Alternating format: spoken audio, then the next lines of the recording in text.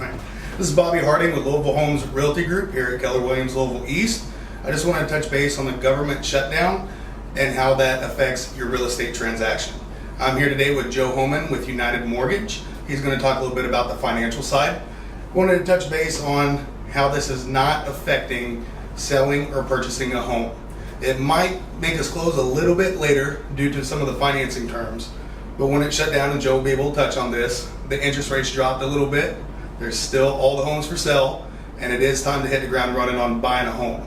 Worst thing that's going to happen is on the USDA loans, it's going to move it back just a little bit because they're government backed. Joe, how's this affecting the finance side? Well, United Mortgage is out there. We're lending money every day. We're closing deals for buyers every day. The government shutdown has not slowed us down one bit. The only hiccup is with USDA loans because the United States Department of Agriculture is shut down. However, Fannie Mae's open, Freddie Mac's open, the Department of Housing and Urban Development's open. So all those government entities or quasi-government entities are open for business, and they are funding loans, and they are underwriting loans, and they are moving loans forward the pipeline. So if you have one of those types that I just mentioned, Fannie Mae, Freddie Mac, or FHA mortgage, those are fine and are moving forward. The USDA loans are still moving forward. We're working on those. Depending on how long the government shut down for, those some of those closings could be slowed a little bit, but we're hoping that that's not the case. So the only thing this is really affecting is your 100% USDA loans. That's correct. What about KHC loans? Kentucky Housing Corp is a state government-sponsored program, so it's not affected by the federal government shutdown.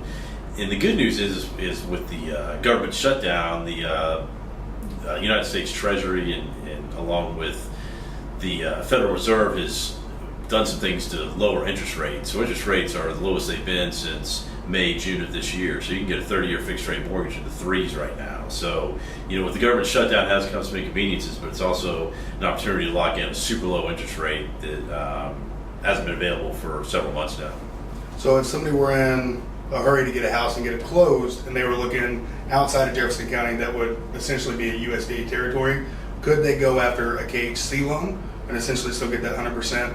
Yeah, you could still get a KHC loan. Again, those haven't been slowed, and there's money available to do no money down with the KHCs.